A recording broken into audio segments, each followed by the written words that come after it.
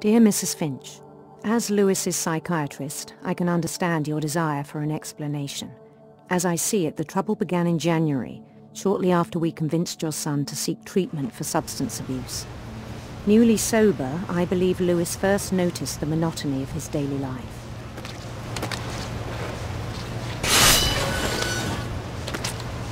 He kept working at the cannery, but he withdrew part of himself. In our sessions, I saw the same behavior. His mind began to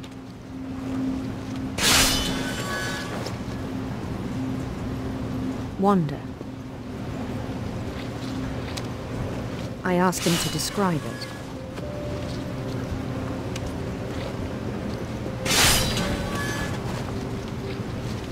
He said he started small, imagining a labyrinth.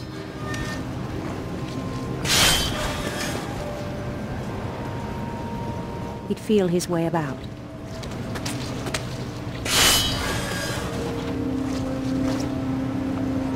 Then something moved. Bats. And toads.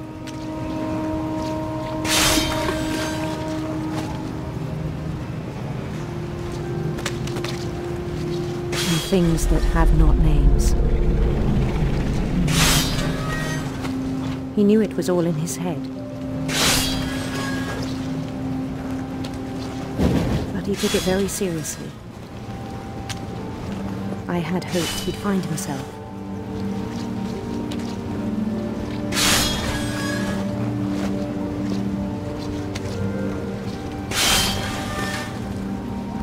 But he found something more.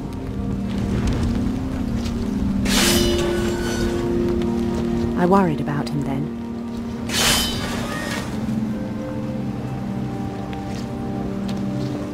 Daydreaming at the cannery. I spoke with his boss. But he said Lewis had become a model employee. Methodical, tireless, focused.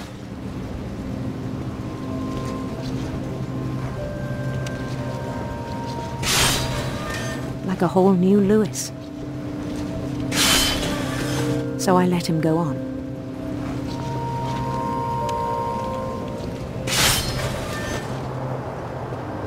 I even encouraged him. It seemed very promising at first. He told me he'd made a new friend.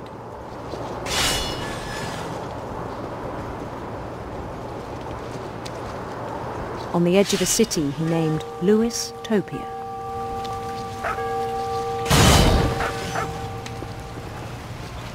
He built the city up slowly, brick by brick. Then he made musicians.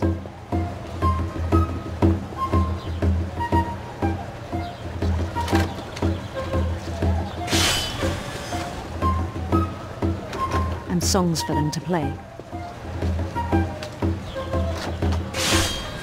He talked about starting a band.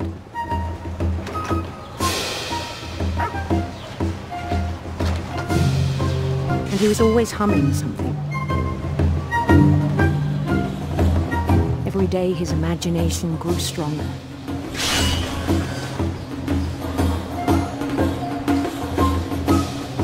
He no longer spoke at the cannery. But his chopping was as reliable as ever. Then one day it struck him that all the cheering crowds, even the stones under his feet, were all in his imagination. So he could do whatever he wished.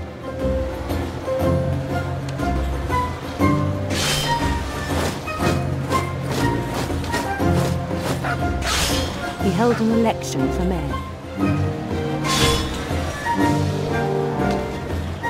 And he won. They begged him to stay, but his mind was already wandering. It became a game for him.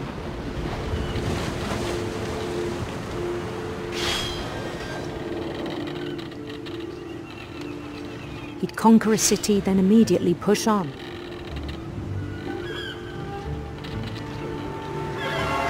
New Louisville.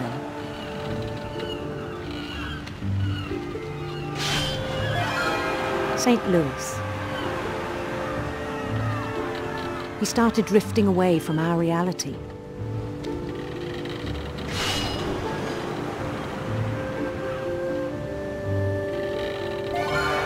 Minneapolis. Until one day he forgot to go home from the cannery. Even as his mother pleaded with him, part of Louis kept sailing on.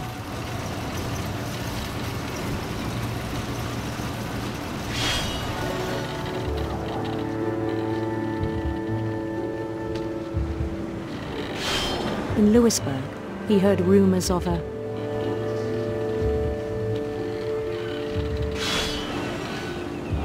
handsome queen.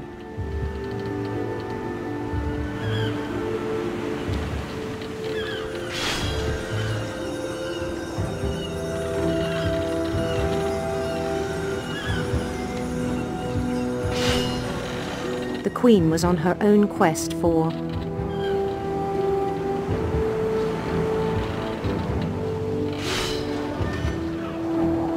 radiant rainbows.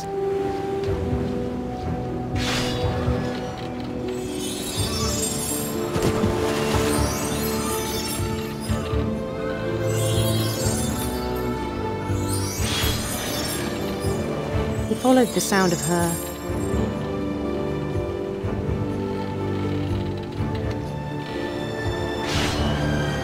electric sitar.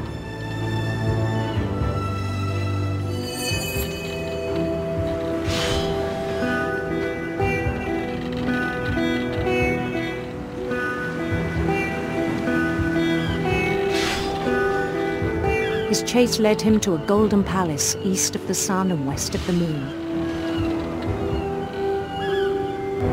Even then, his logic remained sound.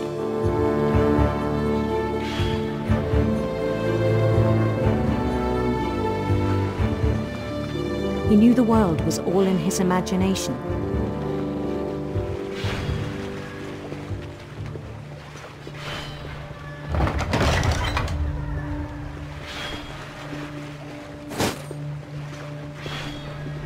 But he was so proud of having created it.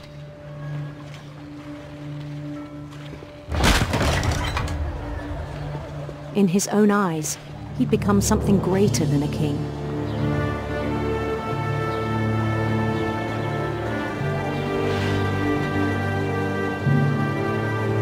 For someone who'd never known success in the real world, I think it was overwhelming.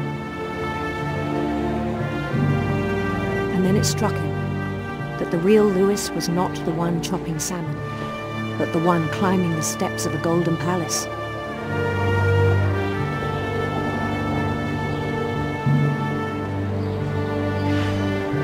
My imagination is as real as my body, he told me.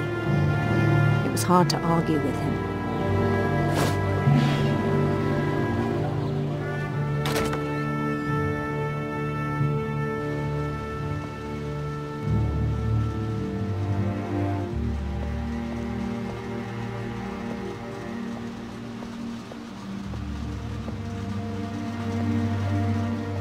He began to forget the world we know.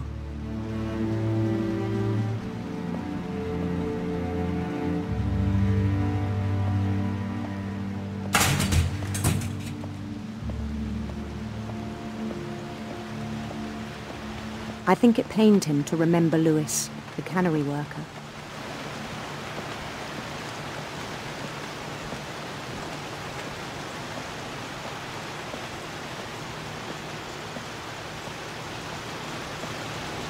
He began to despise the man with a royal contempt.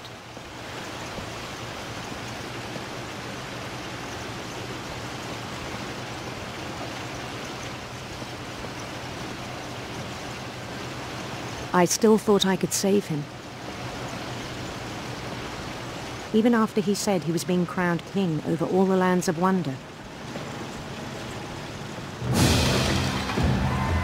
The palace would be packed with his companions.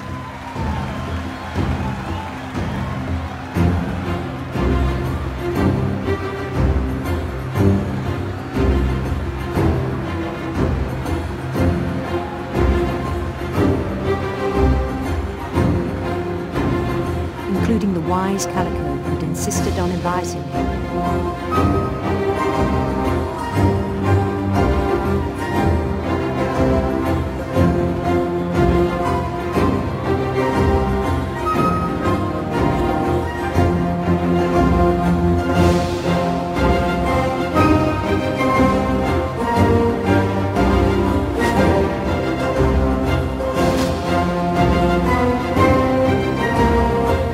Queen waited, holding his crown.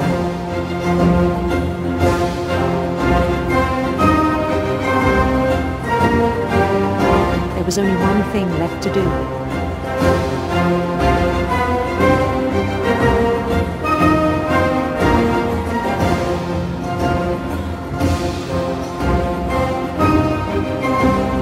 Bend down his head.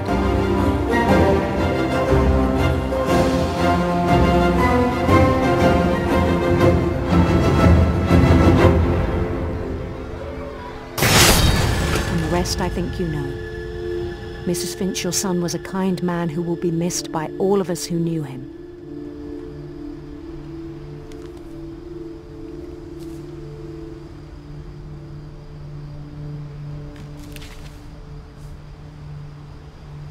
My brother was really cool. I wish you could have met him.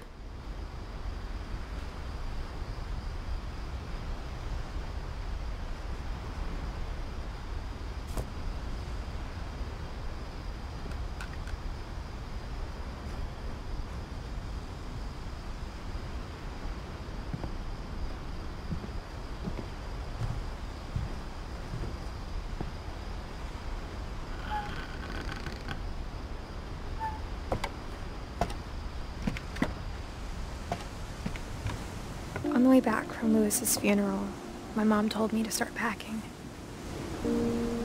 She waited until the day before we left to tell Edie.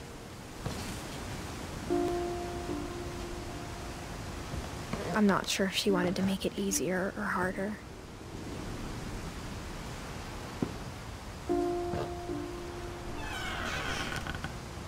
I wish we'd stayed. But I understand why we left.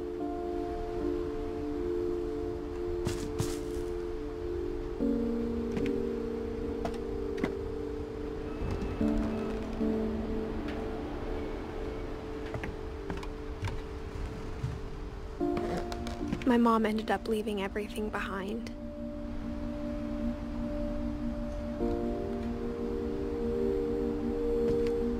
What happened that night had been coming for a long time.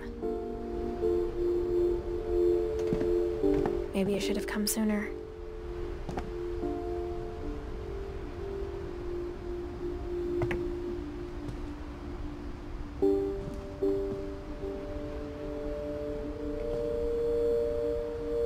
But it had to end one way or another. All that's left now is to tell you about that last night.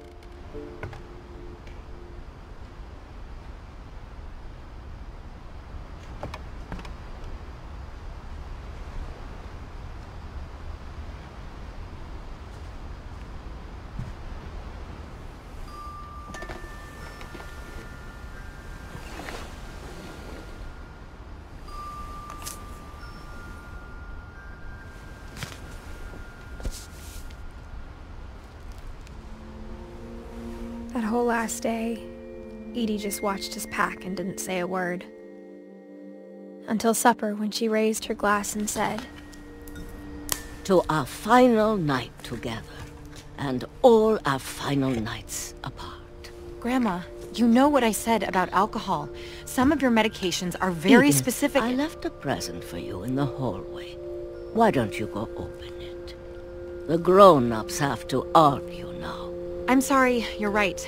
We're all leaving tomorrow. Let's just enjoy our last... I'm not leaving. Edith, you're excused.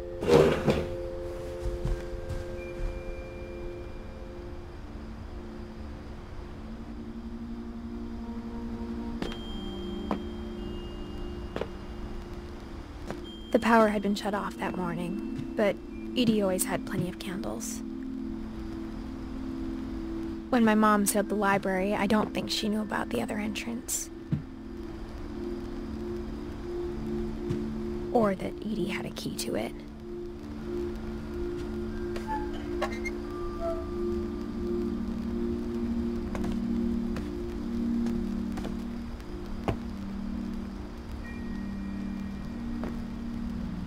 That thing you're afraid of isn't going to end when you leave the house.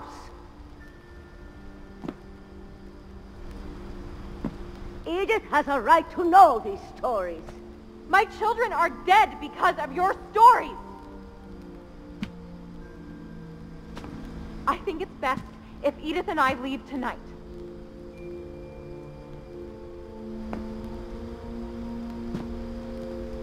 We'll have the nursing home send a van for you in the morning, okay?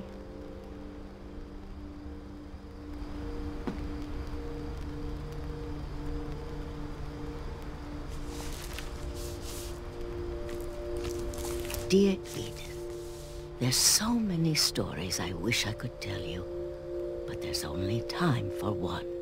This is about what happened on the night you were born. That night, the tide went way, way out.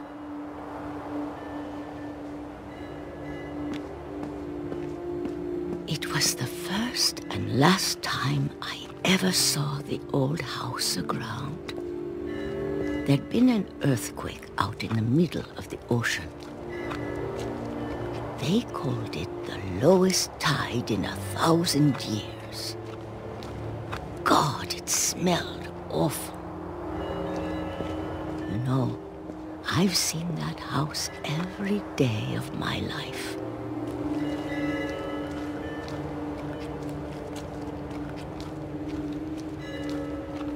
But I never thought I'd go back to it.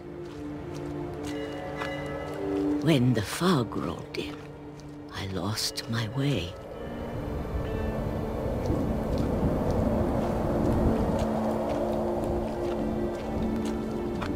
I got turned around.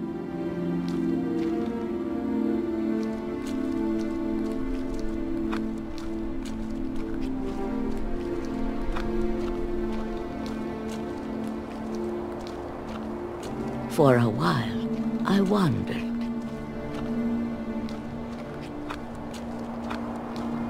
I started seeing things.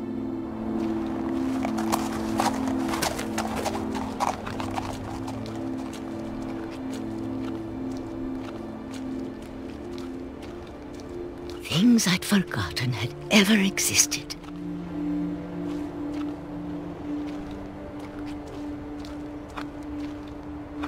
But when I saw them, they felt like old friends.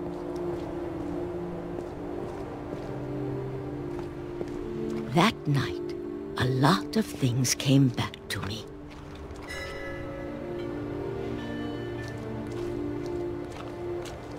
Or maybe I came back to them.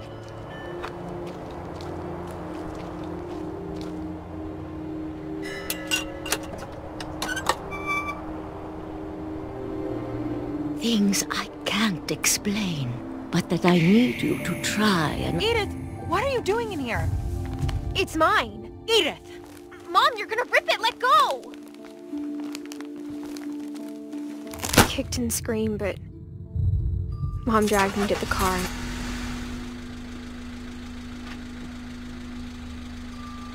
I never saw Great-Grandma Edie again. The next morning, the van came to pick her up, but she was already gone. After that, we moved around a lot.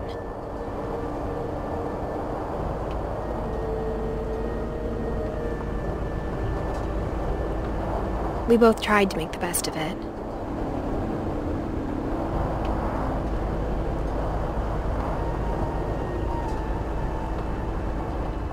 few years went by.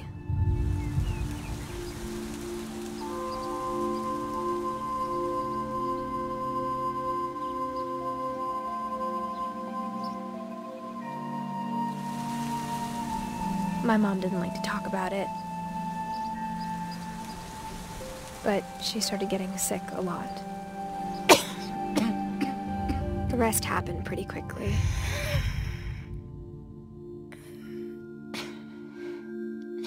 She got better for a while,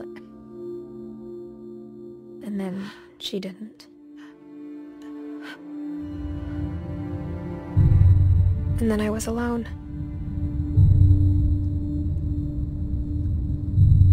The last Finch left alive.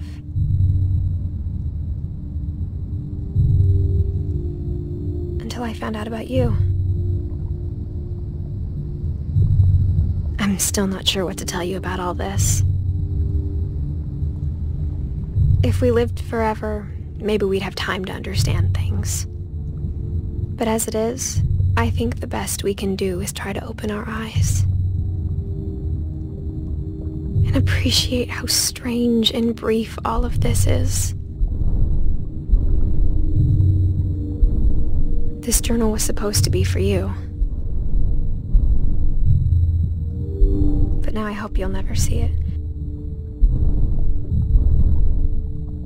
I just want to meet you and tell you all these stories myself. But I guess if you're reading this now,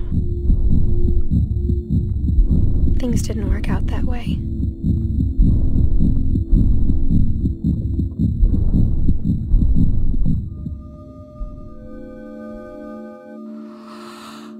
This is where your story begins. I'm sorry I won't be there to see it. It's a lot to ask, but I don't want you to be sad that I'm gone.